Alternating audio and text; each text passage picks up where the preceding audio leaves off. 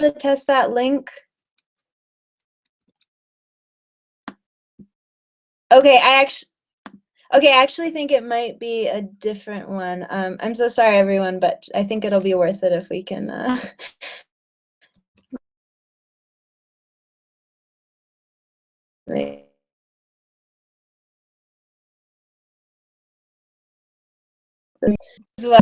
If that's the case, then.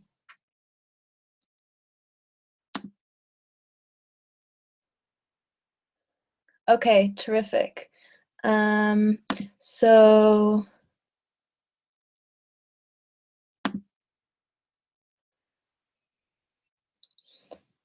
Great. Okay, terrific.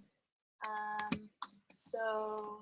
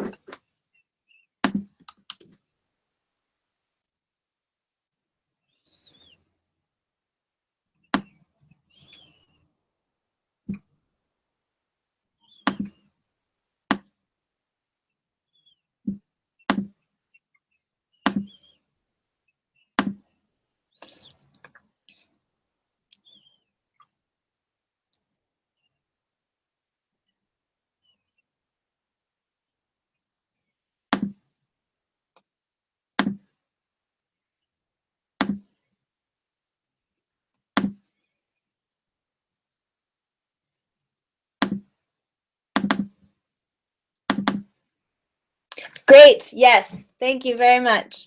Yeah. So I was thinking I'd start. I don't know if everyone has the slideshow up.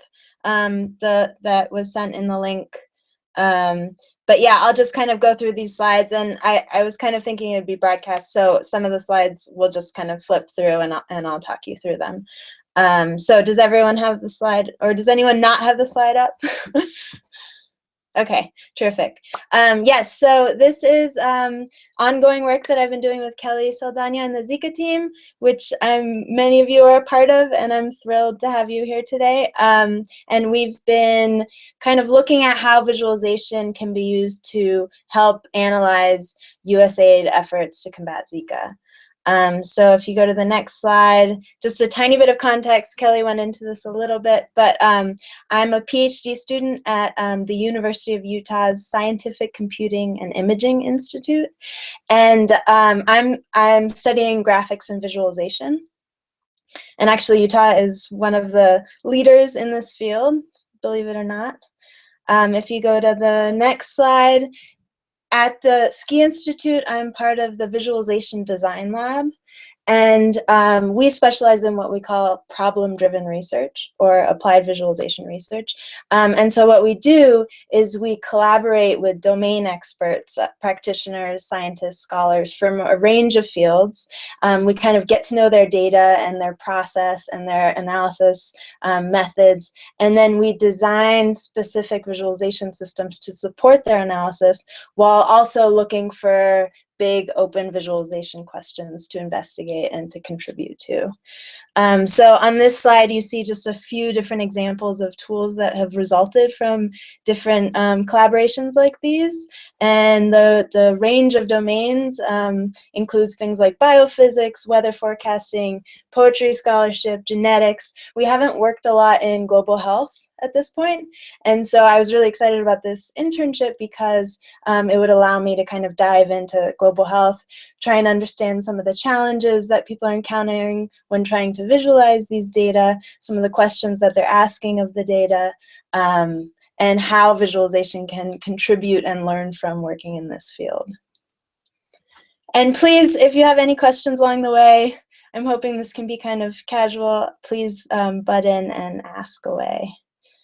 So if you go to the next slide, as you all know, global health is now in the process of awarding and implementing health grants in 5 priority countries and 7 secondary countries as part of the Combating Zika and Future Threats, a Grand Challenge for Development. So the goal of this project was really, as I mentioned earlier, to see how visualization can help us better understand where coverage for Zika outbreaks is sufficient and where it's lacking. So what does this goal look like in terms of the data that we're dealing with? And for this, I'm actually going to ask everyone to go down to slide 11, just because we won't be flipping through. And for this slide, you should see kind of a complete tree with branching and different I guess, terms for the different kinds of data. But I'll just kind of walk through what this tree looks like. So what is this goal? What is this question of how do we analyze coverage mean in terms of the data? So at the highest level, we have kind of this global picture. We have where Zika outbreaks are occurring and what USAID is doing about it, how USAID is responding. And this is really an aggregation of country data. And for each country, we have kind of these 2 branches. We have the Zika hotspot information, and then we have the USAID effort information. And for the Zika hotspot information, you have these sub-branches of primary indicators, secondary indicators, and country regional data, where primary indicators include things like the Zika epidemiological data, mosquito population information, and secondary includes things like historical dengue, chikungunya outbreaks, and poverty, and country data includes things like population by region, population density distribution. On the USAID efforts side of the tree, we have our 3 lines of effort: social and behavioral change communication, vector control, and maternal and child health security delivery. And for each one of these efforts, they can occur at the national, subnational, and community level. And for each one of these levels, we have a number of different awards or partners that are being implemented.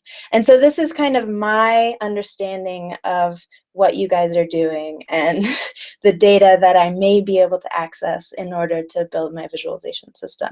So this tree is kind of my first stab at the state of the data, but this can definitely grow and change as I learn more about what the kinds of data that you guys have for me and the kinds of data that you want to incorporate into this visualization. But this is kind of my starting place, what we're trying to understand. And really what it comes down to is we're trying to visualize, we're trying to compare the Zika hotspot information with the USAID effort information and see kind of where they complement each other. Possibly if there's a very strong Zika hotspot, are we having sufficient coverage in our USAID efforts? These kind of things. So if you go to the, oh yeah, please.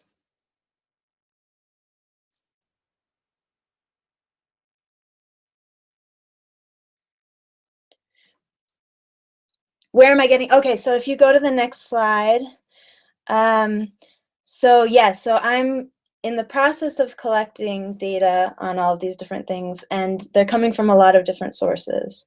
So the Zika hotspot information, the primary indicators I'm getting from the various ministries of health and from PAHO. So PAHO is supplying weekly epidemiological data at the national level, and the ministries of health, or the ones that I've at least found data from, they're supplying weekly epidemiological data at the subnational level.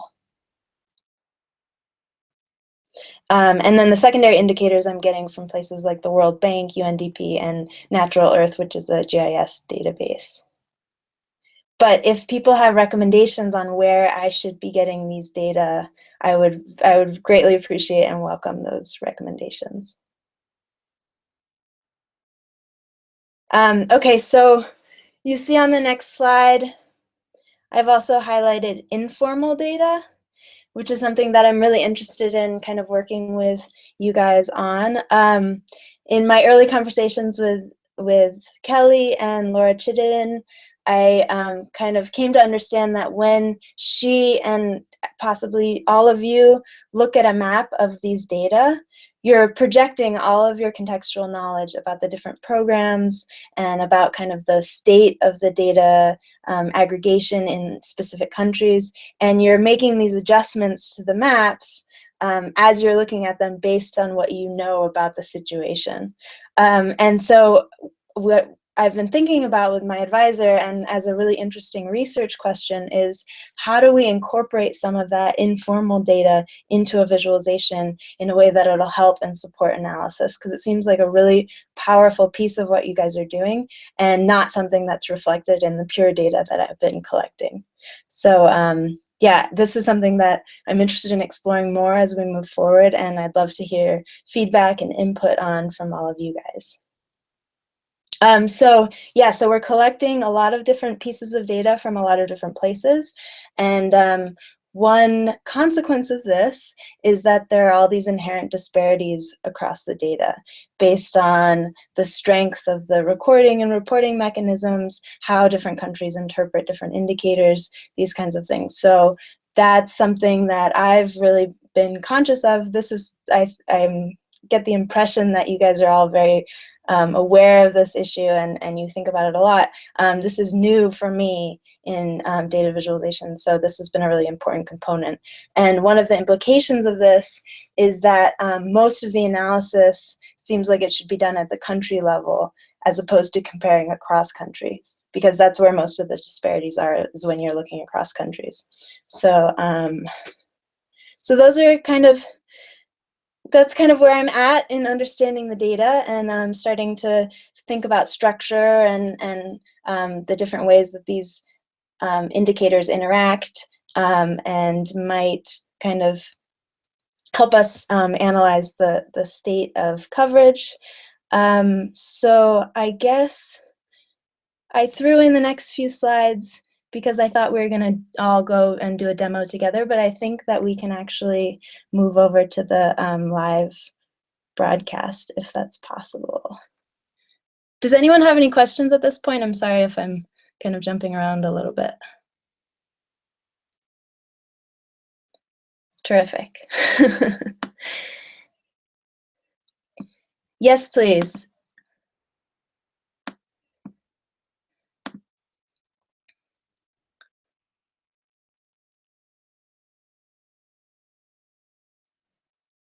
It's looking a little bit fuzzy on my end. Is it fuzzy on everyone else's end?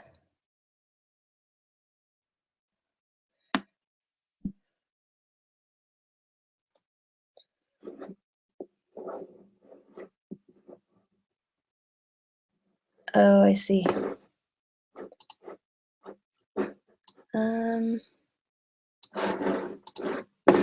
Okay, that's possible too. Okay, if that's the case, then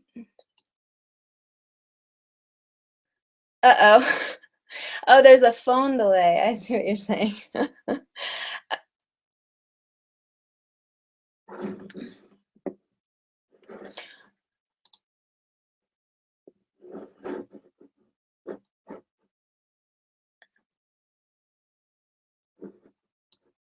Or the other, so maybe I'll mute my microwave